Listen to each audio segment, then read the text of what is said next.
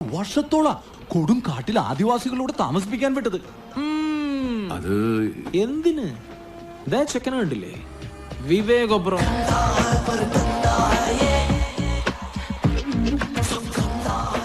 രാംഗോപാൽ വർമ്മ സാറിന്റെ അടുത്ത് ചാൻസ് ചോദിച്ചു ചെല്ലുമ്പോ മുട്ട പൊഴിഞ്ഞ പോലത്തെ മുഖായിരുന്നു അവൻ്റെത്. ഒരു വരി വെളുത്ത് തുടുത്ത ആപ്പിളിപ്പരി. വർമ്മ സാർ പറഞ്ഞു ഇത് പറ്റില്ല, ഇതൊരു ഗുണ്ടാപ്പടാണെന്ന്. എന്നിട്ടോ ചെക്കൻ ആരോടും മിണ്ടാതെ അന്തേരിയിലെ ഒരു ഗുണ്ട കോളനിയിൽ പോയിട്ട് അങ്ങോട്ട് താമസിച്ചു.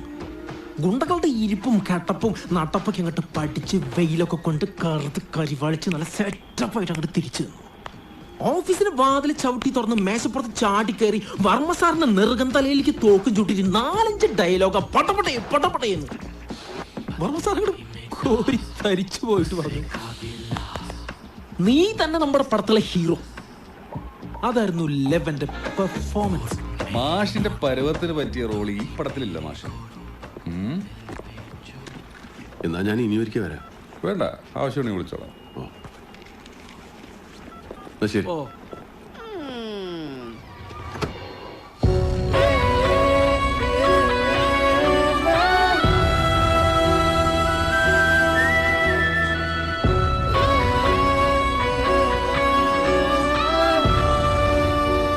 മോഹൻ, നിങ്ങൾ നടനാവണമെന്ന് നിങ്ങൾ തീരുമാനിച്ചിട്ടുണ്ടെങ്കിൽ അതായിരിക്കും.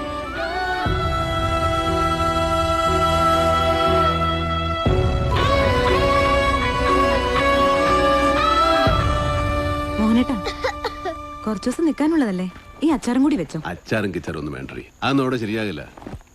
എന്താ അവിടെ ശരിക്കും പരിപാടി? റിഹേഴ്സൽ. റിഹേഴ്സലോ? ആ, നിന്നോട് ഞാൻ പറഞ്ഞില്ലേ, ആ ജയകാന്തന്റെ കൂടെ ഒരു മാസമെങ്കിലും നിൽക്കണം. അവിടെ പുതിയ സിനിമയുടെ റിഹേഴ്സലാ. നല്ല റിഹേഴ്സൽ ഉണ്ടെങ്കിലേ നല്ല നടനാവും. മോനേട്ടാ ഇറങ്ങാം. ആ ആ, ഇറങ്ങട്ടെ ചേച്ചി. ശരി കുഞ്ഞ്, ഞാൻ ഇവരുടെ കൂടെ നിന്നോളാം. ഇതൊന്ന് നോക്കിയേ. ആഹാ, കൊള്ളാമല്ലോ. അച്ഛാ, അച്ഛൻ ശരിക്കും പറക്കാൻ പോവാ? ശരിക്കും?